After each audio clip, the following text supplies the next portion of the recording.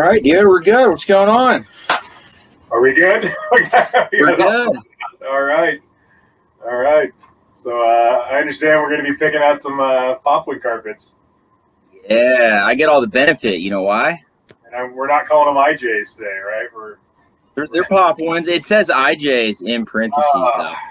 You gotta swing both sides. This is politics you're talking here. Peddling to that lowest common denominator again. So you gotta. All right, I'm ready. Let's see what we're doing here. Boom. So,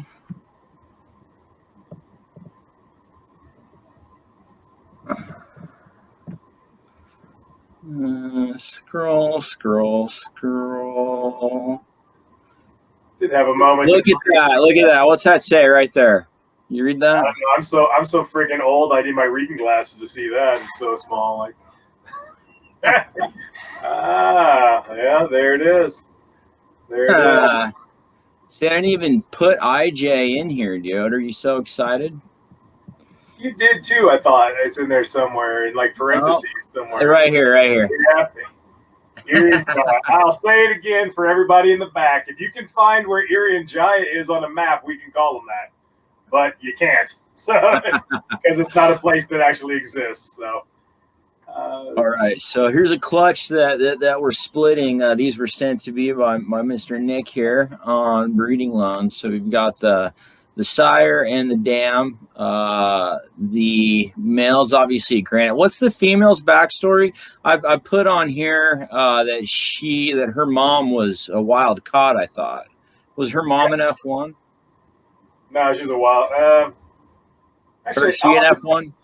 I'll have to check on my computer. This is the problem you get when you have this many snakes. It becomes functionally just impossible to remember. So you have to be good at record keeping. Well, the note I have for her said she came from a darker wild caught female. I'm pulling it up here. I've got it pulled up. You can't see it because, the camera's not pointing at my computer, but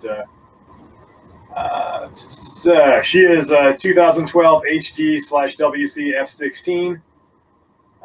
I've got a picture of her since before I sent her to you. Her ancestry, the sire of her is a granite male that I imported from the most German guy that ever lived in Germany ever. His name is Dirk Hasselberg. I imported that male granite from Germany, and I bred that to a wild collected animal that I got from, you remember Sean Christian, right? Oh, yeah, for sure. I got a wild caught baby female that Sean had in his possession. I got it from him in 2006. So that wild caught 2006 female and the male I imported from Germany are the parents of that snake. And then Dirk Hasselberg, his granite is the direct descendant of the original animals, the original het granites that Piet Noiten in the Netherlands imported. Without knowing they were het for granite, produced granites, that's where he got his. So it's basically all the way back to wild caught on both sides. Nice. Well, this we got some crazy odds here, man, because we hit 8 out of 11 granites, which was pretty cool. I've been getting kicked in the nuts pretty hard this season. I'll admit it. Like I'll take a win where we can get one, right? All right, well, hold on. Let me see if I can pull this up. Share screen. Gonna do, yeah. All right.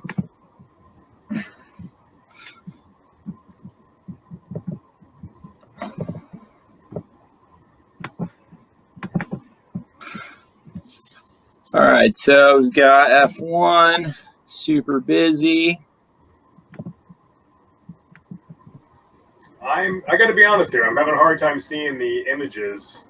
I can see them, but they're so small that hang on for a second. Oh, I'm a dummy. Oh, I've got the wrong. Never mind. Hold on. I got the wrong thing on share screen. 1 second. First time. Unshare this one. It's a learning curve, man. It's a learning curve. All right. It's like learning in real time. So anybody that watches this, it's like a glimpse behind the magic curtain and how all this stuff really happens. Yeah, I have no clue. All right. Is that better? Yeah, way better. Way better. Yeah, perfect. All right, cool. So there's F1. She's super busy. Have you already removed your first pick? It was pretty cool. My first pick we're going to get to, that's F7. F3.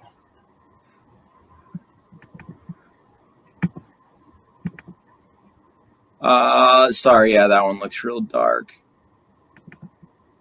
But that one is actually really dark. I'll maybe bring it on the webcam since it sucks. M5. M6 is also really dark, but has a really cool head. Keeping you can't have this one. Mine. That one's got a bit more bold pattern on it on the neck and stuff. I like it. That's why I want it. I like it. This one's pretty cool too. I love the head, the neck, man. The neck pattern on granites is just freaking rad. As it plays into selection criteria, is there much distinction in terms of feed response and feeding between any of these guys? Everyone's eating fine. You're good. They're all eating. They've all had a mix of pinky rats and mouse hoppers. I've flipped between the two of them. But most of them, if not all of them, I think have eaten pinky rats. I just set them in there and walk away, man. No effort. Pinky rat. I don't believe in feeding pinky rats as a general proposition, but like I've got some pinky rats in with a bunch of stubborn eaters right now. They don't want anything to do with them. So. I've been really lucky, man. This clutch has not stressed me out at all. It's been easy. It's been easy. Oh, it's so easy for you. I could send you like a care package, about 50 more if you want to get them feeding, because I'm getting killed. Dude, I don't have any more rack space. I have 87 of this year's babies eating that have eaten something voluntarily. 87 of them, and I've probably got another 150, 175 to go. That's insane. That's a light year. That's a terrible breeding season for me.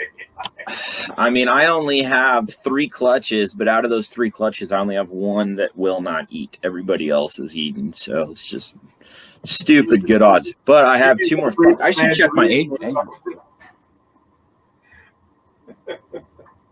Got a clutch of centrillions that are gonna hatch any second now. It's our hypo head stripe clutch that we're doing. Do this all over again. I know. All right, man. What are you thinking?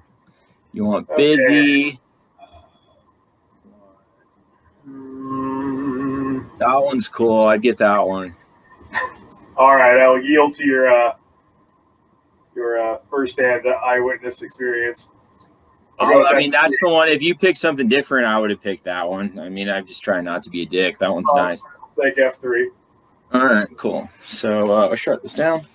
You're totally unprepared. You don't even have a pen. Always have a pen. Always.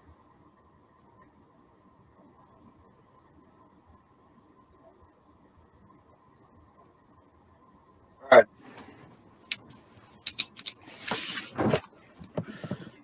F7, me. Nick is. You're going F3. So how are we going to do this? Are we just going to get rid of, are we just going to pick all the female granites and then go from there? Then we're going to pick all the male granites, and then we're going to see who gets the normals. And the last one picks will be a normal male. That's all. It's Dude, I don't think I have any normal males. I think they're all normal females. We're pretty female heavy here. Doesn't hurt my feelings at all. You still down if I can make it down in September to do a little herping? Yeah, let's go.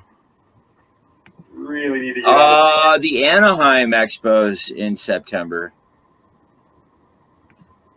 That's kind of in the wrong direction, though, for herping. September? Yeah. No, dude, it's still definitely herping in September. No, Anaheim is north, and we would be headed south.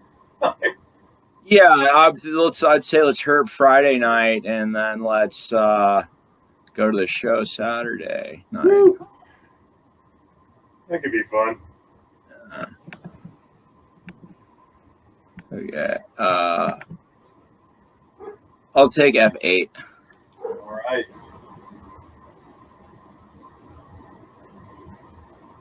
It might be fun to go to the Anaheim show. That's an NARBC show, isn't it? Super Show. Different. Rammy. Do you know Rammy? Not. Rammy's cool, man. I like Rammy. He's cool. Yeah, it'll be a good show. It'll be huge. I'm excited. We're gonna have a hotel room. Definitely getting a hotel room. Okay, so F1 will be the last female granite. And F1 it is.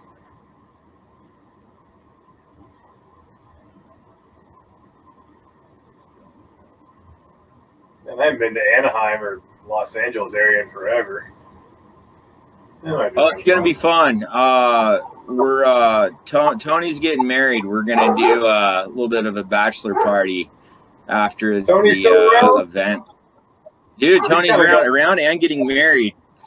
I'm his best man. Yeah. He's getting married the weekend of the expo?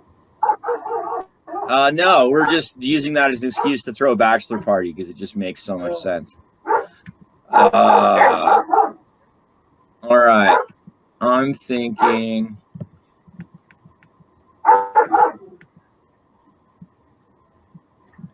Oh, I don't know. M2.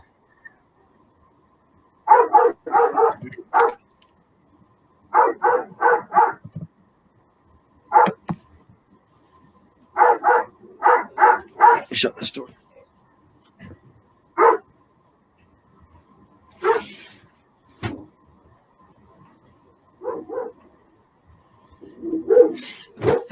All right. I've got to look. You want to come? It's just finding the right weekend. There's a reptile expo in the town I live in that I'm already committed to doing, and there's a carpet fest in Seattle that's in September. So it's finding a weekend that's not one of those weekends. I still might go to that carpet fest. I got to figure it out. All right, man. So it looks like you've got. Let's see. I want that one. M5. You want that one? Okay. M5. M5.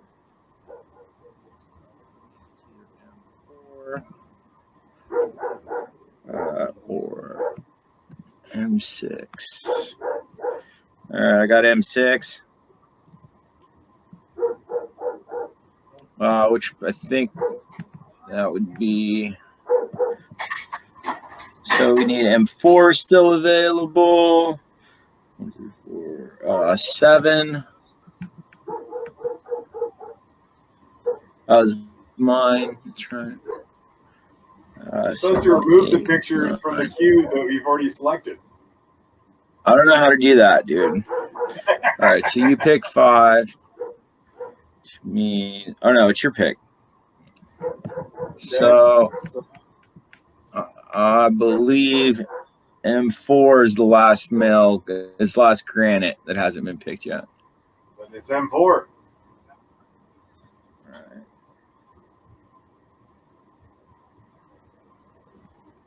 There's been a bit of a resurgence in interest in granites and stuff these last couple of years. I've been making a fair number of them, and they seem to fly out the door. Yeah, people are definitely. The IGAs are definitely going. Ha ha ha! West Papua and carpets are definitely. Yeah. There's no West Papua either. Where's West Papua? Off. Where's West Papua? Don't know. Fine, just New Guinea. New Guinea. What I've been saying. What I've been saying. All right. So I want F9. She's cool. I mean, I don't. I live in Spokane, Washington. I don't live in the Oregon Territory. I mean, that would be the equivalent of, You're not dying of dysentery? No, this is no longer it used to be the part of the Oregon Territory. Not so much anymore. Yeah, that Oregon Trail joke just flew right over your head, dude. You were definitely old enough to remember the Oregon Trail. I am so very old. I absolutely remember. When you get to my age, you got to worry about things like dysentery and stuff. All right. What do you want? You want F10 or do you want F11? Oh, you took the other one that was really light? Yeah. 10. Okay. So I get 11. And then you get the last one because the extra baby goes to you since you hatched them. Well, that's what you call a winning transaction here, Nick. That worked out great. Hey, Brandon, I have a bunch of adult snakes. They need a cage. Do you have one? Why, yes, Nick, I do. Tell you what, if you put them together and get babies, you can keep half. Sounds fucking great. You get more than half of them. Easy. Man, I'm easy. You need any more adults? I got 1 million of them. I perpetually have too many snakes. So. I probably should get rid of probably at least half a dozen, 6 to 10 adult breeders before next season. Just because the laws of physics sort of demand it. There's nowhere to put holdbacks and whatnot. What's behind you? A random sort of hodgepodge of odds and ends reptiles for my amusement. The bigger exo is my Similis iguana. I just always have liked those Tenosaurus similis. So. Yeah, I have no idea what that is. I have to Google that. The common spiny tail iguana. Oh, okay, cool. And they're cheap, but who cares? It's cool. There's no correlation between how cool something is and how cheap it is. A lot of very expensive things are stupid, and a lot of really cheap things are awesome. Down the bottom corner is the rough green snake. Those are neat. They're almost free. They're so cheap. But it's a boreal bright green colubrid that's native to the U.S. and eats bugs. It's a neat little animal. Did you just hatch those? Yeah. That's nuts. What do you start them on? We're going to find out. I don't know. I'm waiting for them to shed. They are the smallest snakes I've ever seen in my life. And I have seen a lot of snakes. I've seen tens of thousands. I've hatched probably 10,000 snakes. I've never seen anything this small. Their eggs are, that old school candy, the Mike and Ike's? Mm-hmm. You remember Mike and Ike's? Yeah. That's how big the eggs are and the size and shape. So imagine if you had a snake that could fit entirely inside of a Mike and Ike. Imagine how small that snake would be. Turns out 2 grams. 2 grams. I don't want to get that. Paperclip. I'm not interested. I don't even want to start Antresia, let alone that. They either have to eat or they're going to die. I got to be honest. Because they're so small, there's no way you could assist feed them. They're just that small. You'd kill them, so you've got to... What about waxworms? You think they'd eat waxworms? I've got little tiny mini waxworms upstairs, but I'm waiting for them to shed. I've already got them. I've heard they will eat those. Turns out there are a few people who bred them and hatched them and whatnot and gotten them going. A lot of people, very, very, very small pinhead crickets, that sort of stuff. We're going to see. Another friend suggested just going and catching a slug and cutting it into little pieces, and they'll eat the little pieces of slugs because apparently that's on the menu. So we're gonna find out. They're cute looking. They're green. They're just the tiniest little things. But I got bored when I was making this website. By the way, for anybody watching, I just made a website, MerliaHouse.net. Go check it out. But Nick here taught me I've forgotten more about snakes than he's taught me, which is ridiculous. So I figured... You forgot more than I taught. That means you've gone backwards. I know. It's getting worse. You're not even that old. Old enough. But check it out, man. I did this. No, I was checking it out before we turn the cameras on and everything. I like the layout. Go to this, though. Links to stuff. Yeah. All right.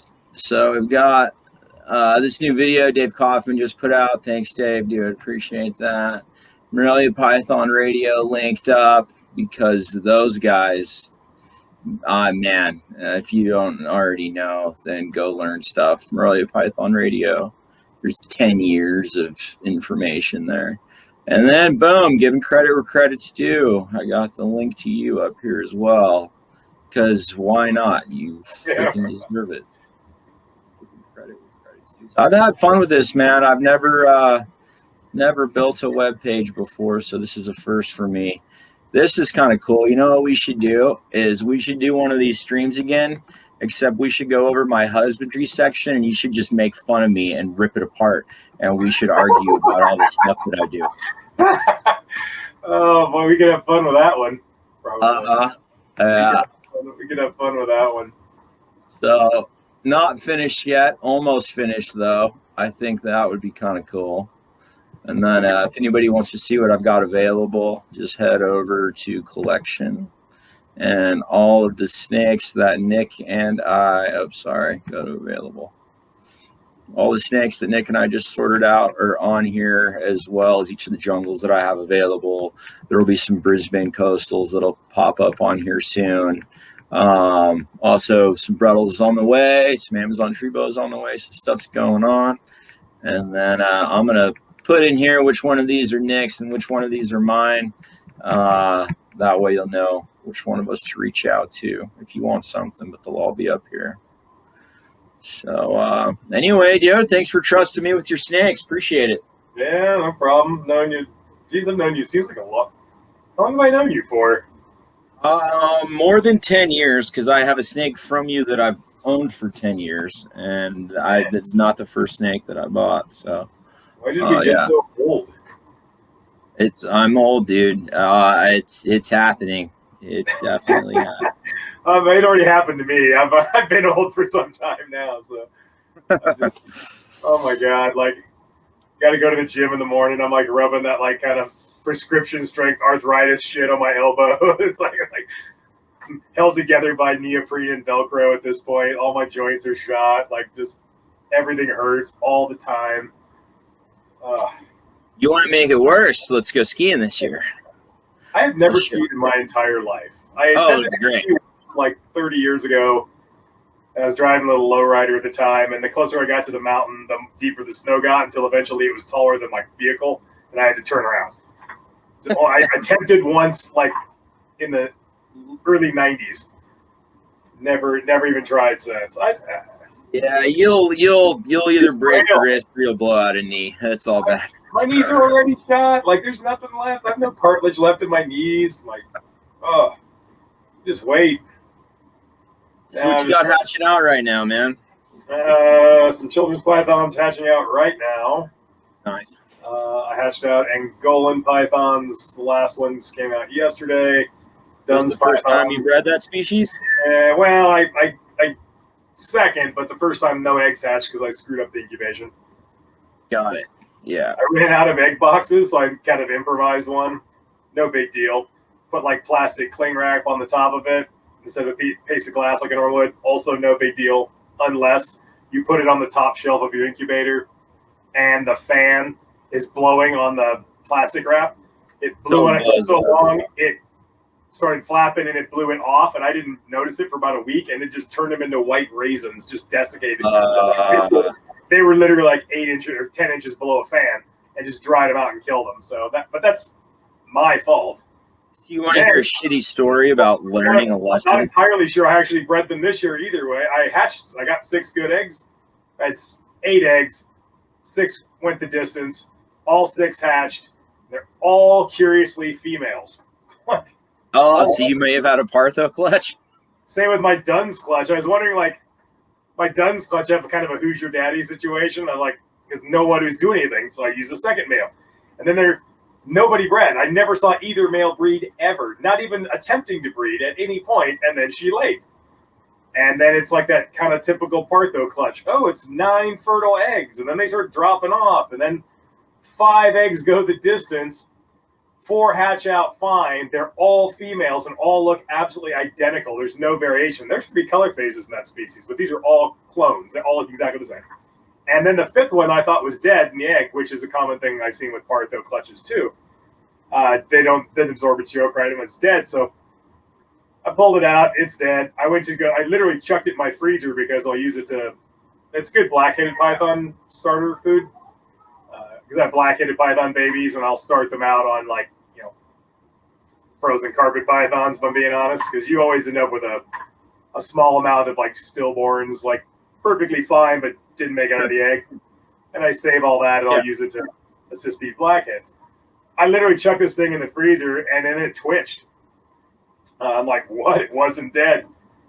It was dead within 48 hours. It did die. It was incredibly weak, but it was another female. So statistical probability of hitting 5 females out of 5 eggs is 3%. There's only a 3% chance of that happening. The statistical probability of getting 6, it's like you're getting to 1%, 1.5% chance of hitting 6 in a row. But what's the statistical probability of getting a Partho clutch? I am absolutely convinced now that I know what to look for, that it is way more common than we think. It's really, way more common than you think. I've had it happen virtually every year looking back. I had a female Stimson's python that laid 4 consecutive clutches of all females. Over a 4-year span, she produced something like 47 females to 0 males. In fact, that female laid, I think, 9 females. 47 consecutive females. 47. 4 years That's crazy. Of production. The odds of that are almost incalculable. You're talking billions to 1 that would happen. It just gets it's ridiculous. It's not. It had to be parthenogenesis. So have you ever had somebody that's definitely laid a Partho clutch and then the following season laid a normal clutch that's sired? Yeah. Oh yeah. Okay. I had a Macklot's python clutch last year of 10 babies, and it was 9 live babies and 1 dead in the shell. I sexed the dead one. 10 females out of 10 eggs. Never saw the male go near her. She's nuts too. That female killed my original male, who she had made many clutches of eggs with. She killed him, and I got a replacement male. I don't think he did anything. She probably didn't let him anywhere near, and I think she did it all herself. Because again, run the numbers. What's the statistical probability of flipping a coin and flipping heads 10 times in a row, but only on 10 flips? Not like you can flip it 100 times and you need to find a series of 10 within that, but you have exactly 10 flips and they need to all flip heads. It's astronomical. And there's certain you get babies that are kind of weaker, some of them. They won't absorb their yolk. They'll hang out in the egg for 3 days after everybody leaves. That seems to be pretty common with this stuff. And sometimes they're kind of sucky. Not always. I have a Partho Brettles python from 2019. That was 1 Partho baby mixed in with a clutch of sexually produced babies. Okay, now how the hell does that happen? Because you've brought this up before, and it made my brain bleed. You can have a mixed clutch of normally produced babies, and then also parthenogens, 1 or 2 mixed in. Yeah, I don't follow it. I don't. I don't get the science, man. It all happens a lot more than we think. In that case, I had bred a genetic striped Brettles python to a stonewashed male, and I had bred this pair. This was the 3rd straight year of breeding them. The female stripe is not het for stonewash. The stonewash is not het for stripe. There is no chance of that. And this was their 3rd clutch, and she's an older female. I think she was 14 at the time. So I got a relatively small clutch of 13. And it was, once again, 12 double hets and 1 female genetic stripe. Huh. And of course, and it's obviously a genetic stripe.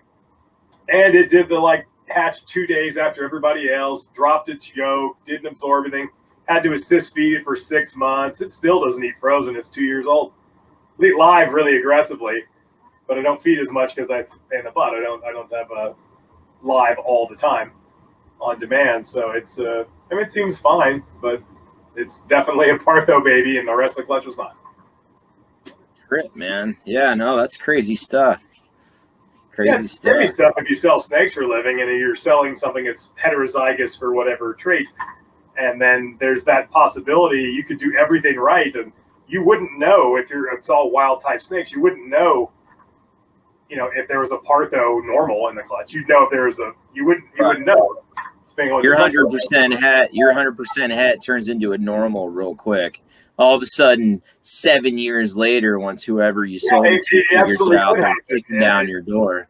Yeah, they think that you probably hosed them, but it's really, that is a thing you can't really control. That it's not usually what happens, but it definitely happens more than we think it does. I've seen. Yeah, that's true. I think for the last 8 or 10 years since I've been kind of paying attention to it, I don't think a year has gone by where there weren't at least some suspected parthenogens. Now, I produce a lot of clutches. Typically for me with pythons, I'm between 40 and 50 clutches of pythons of various species, but I've seen definite Partho ball pythons in my collection, the Stimson's pythons, those Nova Guinea carpets, my original pair. I never saw them breed ever in a decade. They produced 5 clutches. The first clutch was 1 male and 7 females. The second clutch was 12 females, then 13 females, then 11 females. And then the fifth clutch, because the female wasn't the greatest of eaters, she's kind of a food dropper, I actually got like 3 males and like 8 females. But there were only 4 out of 5 entire clutches. There was a total of 4 males. And including a span of 3 consecutive not 3 years in a row, but 3 clutches in a row over about a 5-year period of all females. The last clutch, there were some dead ones that had died full term because I let them maternally incubate them. I sexed them. They were all female. Everything was female. Yeah, that sounds cool unless it's something that's rare and you can't get a male. I would prefer that they not do it, honestly, but it's interesting. But it's last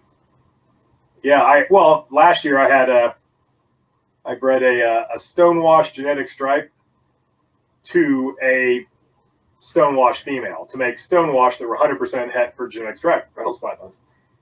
And it was like one of those clutches where like I saw them breed, and they were both proven breeders independently, but that doesn't mean they won't kick out Partho babies just because they've proven they can do it normally. And the clutch was like 22 eggs, and I ended up with 2 eggs that went the distance, 2.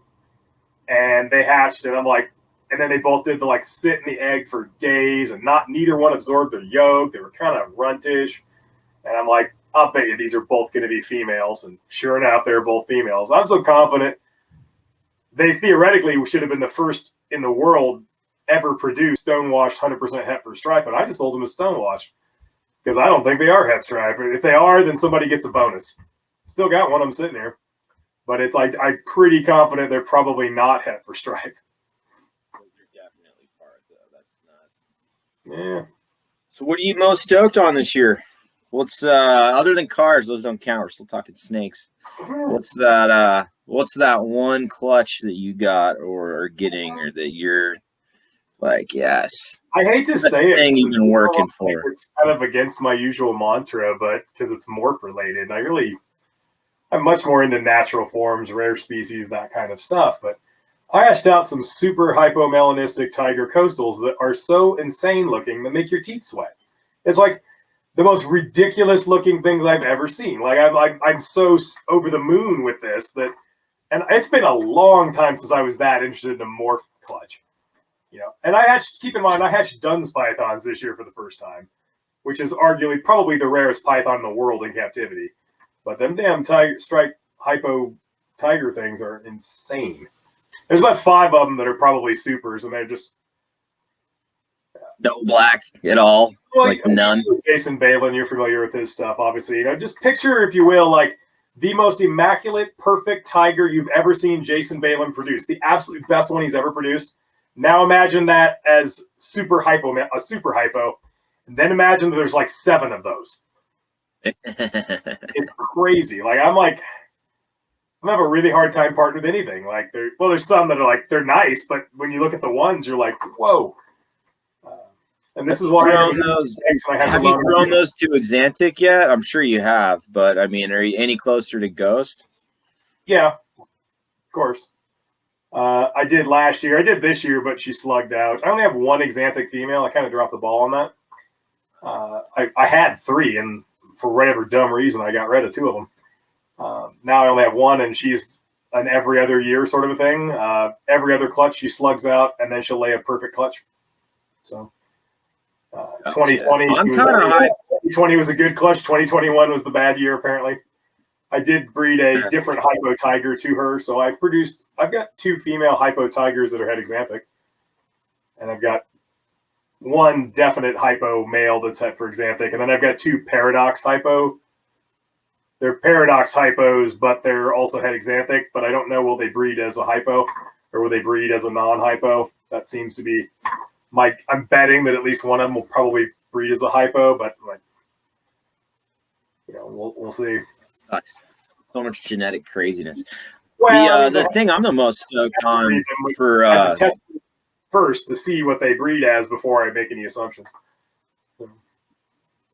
Yeah, it's a lot of work. I mean, what happened to just being able to hatch a snake and sell it? Now you're like, gosh, I have to keep you for 4 years now, and then breed you, and then I'll know whether or not I can sell you. Like, that's crazy. When it started to become apparent that the original hypo Brettles pythons had the stonewash gene was already in there, I held back. I had 2 entire clutches, a total of 38 babies in 2017, and I sat on and fed 38 babies for almost 2 years without selling any of them to see if I could tell which ones were hets and which ones were not. Turns out not. It turns out if they are diluted hypos, if you dilute the hypo blood down at all, you don't get the visual indicators that they're het for stonewash. But the full blood ones you do. But the only way to know that was to sit on them until they get out, and then you can't. So I don't think very many people even know that there are visual indicators for het for stonewash. Because there aren't usually. There's in some situations there are. In most situations they're not. All these sort of terms like dominant, recessive, they're kind of all relative to each other. Stonewashed is recessive to wild type in the sense that the hets tend to be slightly lighter and slightly brighter, but they still fall well within the goalposts of natural variation within a clutch.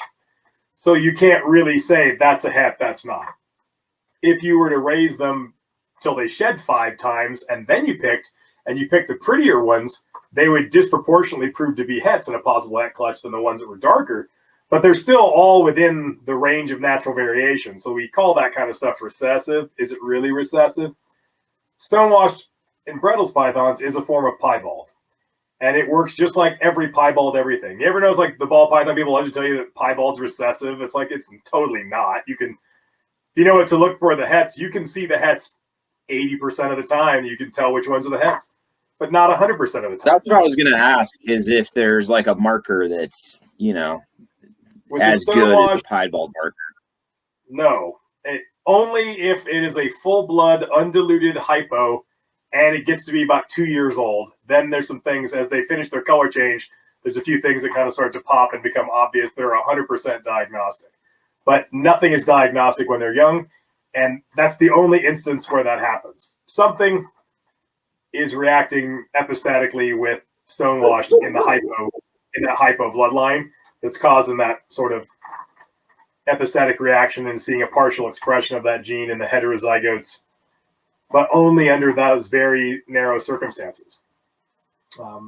You can have my hypo het stripe.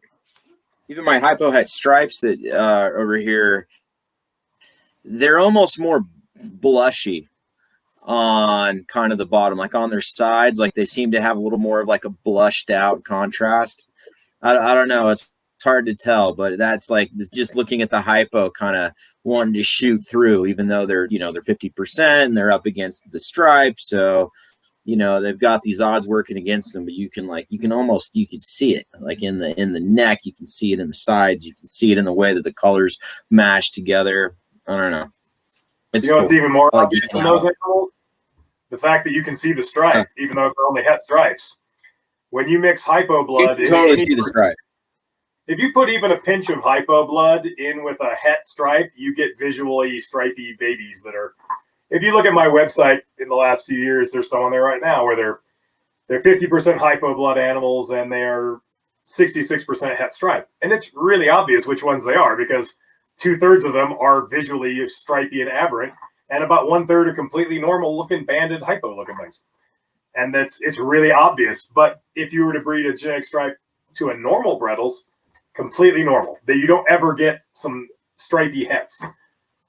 It's only there's something in that hypo, in one of those hypo alleles is causing that, and you see a manifestation of striping in the heterozygous state, but only if there's hypo in it. So I've been I haven't picked up a morph project forever, right? I mean, it's been a long time since I've wanted to pick up a morph project. Hypo tiger, yeah, maybe. I was actually thinking more now that now I've got F7 here, you know, my lovely holdback granite. I need to put a Exantic IJ to her, you know, specifically an Exantic IJ that's het granite. I need that. Maybe next year, but I need that. So do I need that. Like, that's another one of those. The Exanthic gene is not recessive. It's clearly incomplete dominant. It's kind of hard to. Sometimes it's kind of hard to see. Sometimes it's pretty obvious. I hatched out a bunch. And by bunch, I mean probably a dozen visual granites that were possibly het for Exanthic, and I held all of them back for a year. Until you could tell. And I've got a couple of these that are so obviously het for Exanthic because they look Exanthic. They're obvious, but you have to put some time into it. You really gotta raise them up until they go through that color change, and then some of them won't go through the normal color change because that being het Exanthic is suppressing yellow pigment distribution. Yeah, it's a cool combo. You know, it's one of my favorite combos. I think that I haven't had, you know, I haven't really done all the morph stuff. I've kept clean, you know what I mean? And I haven't really put any time into stacking morphs. You know, I've stuck with zebra and I've bred zebra again and I've bred zebra again. And I don't even want to breed super zebras. I just want to keep breeding zebras. But with the granite, I'm like, okay, cool. We can throw some Exantic in this. Like, let's do it. I think I have. If you just play your cards right, eventually I held back too many of them in 2020, and I'll just send you one of my holdbacks or something. Perfect. All right, man. Well, it's cool hanging out, dude. Yeah. I should probably get running. I gotta get What? Let's get our dates set. We need to get these trips lined up between Anaheim, Herb Trip, Carpet Fests. Something. After we get off the video here, then shoot me text me or something. Let me know the dates of the show. All right. Cool. I'll kind of look on my calendar and see when might be a decent window to get down there. All right, dude. We'll figure it out, man. Well, we're gonna go ahead and end this, guys. If you tuned in, thanks for watching. Appreciate you. Nick Mutton, InlandReptile.com. Brendan Wheeler, Morelia House. Peace.